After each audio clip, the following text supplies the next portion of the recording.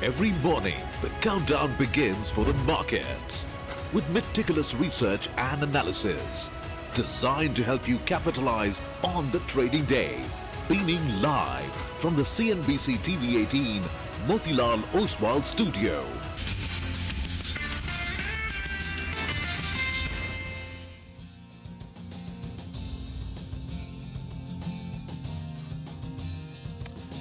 Good morning. You're with us here on a fresh new edition of Bazaar Morning Call. And, I think it's been a few Fridays, and every Friday we've been saying, thank God it's Friday, and really thank God it's Friday. Just a brutal session last night. And I think we will at least feel some of it here as we open up for trade. We are coming to you from the CNBC TV 18 Motilal Oswal studios. I'm Prashant Budvi. My colleague Surabhi and Mangalam is with us today. Guys, hi, morning.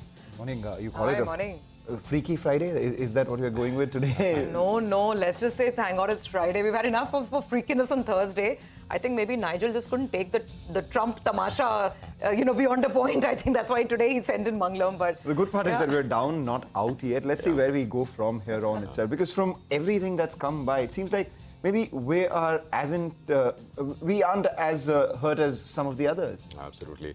I mean, US markets, India, the thing is, India fell first. Yes. That's the only thing. We topped out in September, October last year. US was rallying, making newer highs all of this year. And it's just started falling. So it's kind of, there is that element. Lead lag always happens. And especially true because India and the US, as I've said many times, two best performing large markets, outshining everything else over the last 3-4 years. Tightly correlated. All right, well, let's take it from the top, right, in terms of the action. So aftermath of Trump's tariffs, ugly, really ugly. No other way to put it. The changes are on your screen. S&P down 5%. Actually, we knew yesterday while we were trading, US futures were down, not 6 on the NASDAQ, but on the S&P, we had a 3.5, it's 1.4% cut. So we kind of got the trailer while we were sort of trading in our session during Asia. And if anything, losses accentuated. The Russell lost about 6.5% in terms of value. It's the worst day for US equities since 2020, I think June of 2020. Basically, got to go back to COVID kind of days to find these kind of changes on a day-on-day basis. Wix jumped almost 40%, back to about 30. The vibe kind of, in a way, is essentially a bit of a recessionary kind of market tried to trade that, in many macro markets, especially the 10-year yield, 10 basis points shaved off. We're about 4%. Now there are calls of under 4%, 3.5%. We'll see. Oil prices, big 7% cut, about just under $70. But with oil, of course, it started with tariffs. But then there was also additional information that OPEC Plus is increasing supply of oil in the month of May, I think, by almost 3x what they earlier said they would. This is daily supply in the market. So there was that additional oil supply, along with, of course, growth fears, which contributed the 7% fall.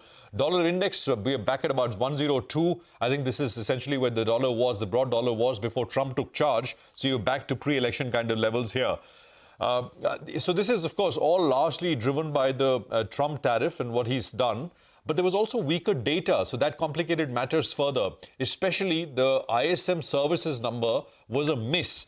And here, the employment component, it fell to the lowest since the last couple of years. And I think this, as I said, did not help at the margin because the fear is things are going to slow down pretty fast. And the fact that you already have some of these data points showing you, and services is sticky, much more sticky, showing, stagflationary kind of indications. I think this is not good. Later tonight, just to kind of sort of complete the data picture, you get the jobs number, which is the monthly number, which is the big one. And you also have Fed Chair who will be sort of speaking, not on the jobs data, but he so happens to be speaking after the jobs number will come out, which will be around US market opening time.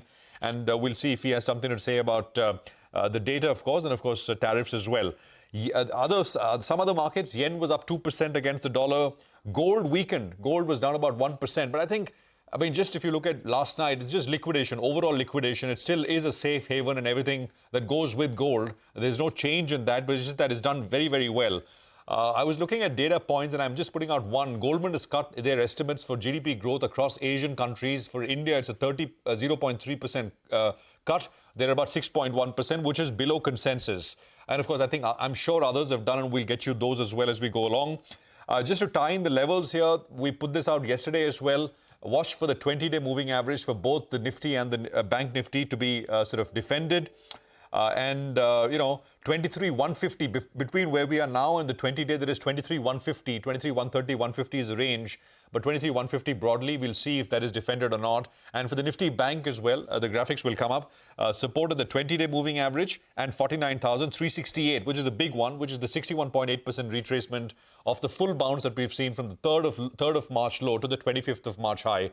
So that's the picture. GIFT Nifty will come up on your screen, gives you a quick sense of how we're likely to start. It's a 100-point. Given the massive sell-off, it's I would say, reasonable 100-point cut. And we'll be lucky if we just sort of get away with it by the time it rings 3:30 later today. Surabhi. Prashant, I was looking at those growth estimates for India as well. You mentioned Goldman. Yeah. Morgan has cut by 30 to 60 basis points. This morning, Citi is talking about a hit of 40 to 50 basis points. So that's the rough impact that people are calculating for India if the tariffs remain at 27%. But by the way, folks, before I get to the Qs and what Asia is doing, we have to see the man after wiping out, I don't know how many trillions of dollars of global market capitalization. Let's look at, Donald Trump. This was a White House post that was put up there. He's in Friday mode. He was yesterday saying it's almost Friday, unshaken, not stirred, can you say? This man has a mind of his own for sure.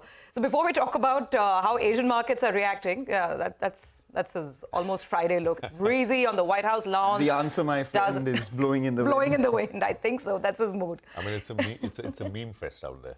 I mean, with Trump, and I saw one actually. I posted one myself. Okay. Have you seen Gladiator? Yeah, Yes. of course. And then the Colosseum, you have Russell Crowe is with his shield and sword. Yes. And say, are you not entertained? I think this is a good idea. I think Friday last segment we should do this. When the Markets history of the Central. world is written, there would be at least 10 chapters dedicated to the memesters. Oh, What a absolutely. beautiful moment to just, what would have earlier taken 1,000 words to write an article, etc. Just one picture. Picture that and tells you the 1,000 story. words and all that. Totally. And a little more memory than that and a little more carbon footprint than that as well, given the AI generation and all of that. But Absolutely. really fun. No, that's true. One good contribution of the digital world and economy. Memes. No taking away from that. Okay, now we have to get serious.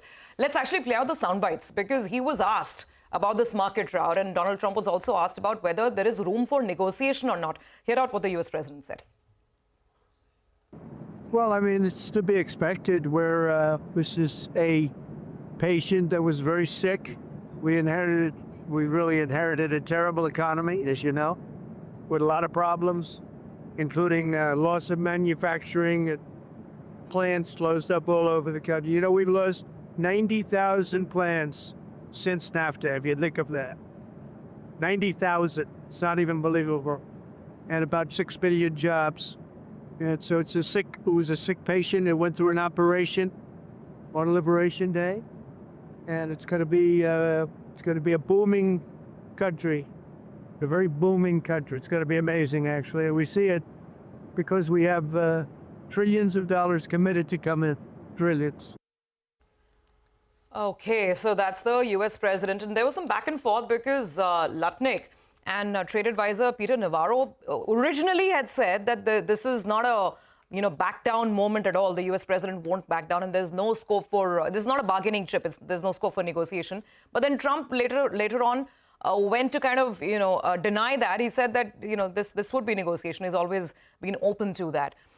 Anyhow, now let's look at the market impact. So what we're talking about is a big rout across Wall Street.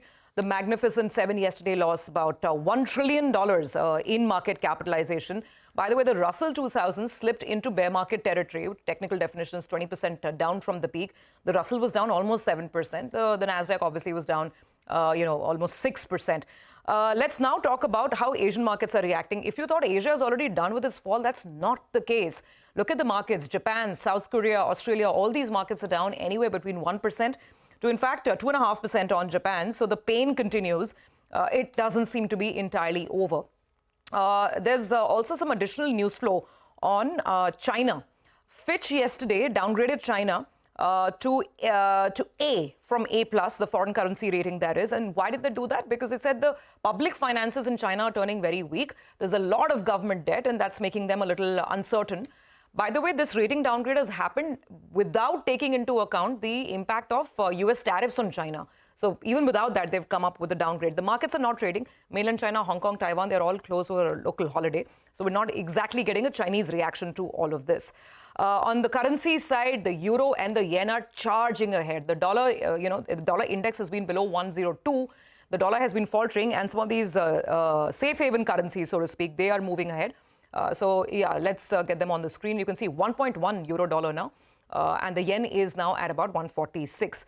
Which brings me now back to India. Yesterday, we were relatively unscathed in the turmoil. Can that continue or not? Let's see. We'll find out the answers. The fund flow picture is continuing to be slightly grim. Yesterday, we had selling, 2,800 crores of selling. Domestic institutions were on the sidelines. Perhaps they wanted to wait it out and let the dust settle before they weighed in.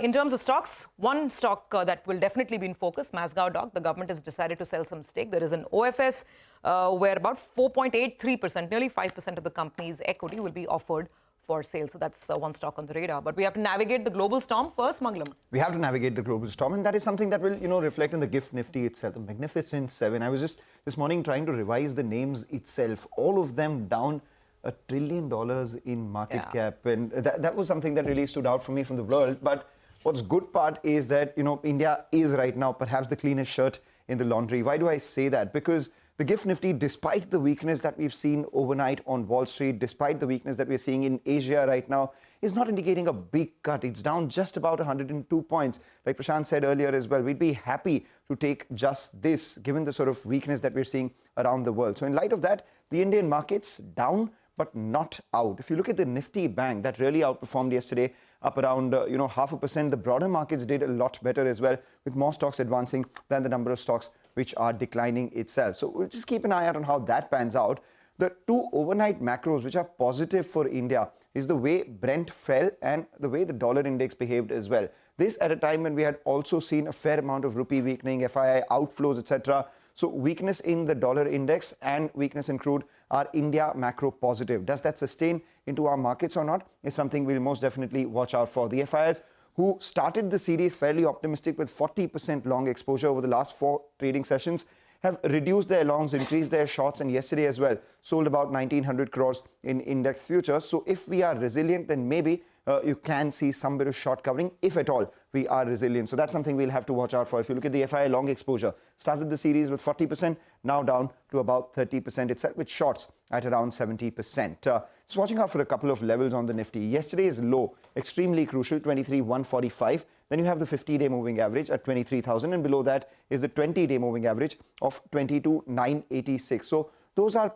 positive levels for our market in the sense that we are closer to support than we are to supply zones for the frontline index. The Nifty Bank itself is above the 200-day moving average. Good update coming in from HDFC Bank. Can that outperform? The sector for today could perhaps be the financials on account of the fourth quarter business updates. Short point, the global problems continue, whereas India is resilient by virtue of its own domestic-facing businesses and some of the macros that might turn in our favor.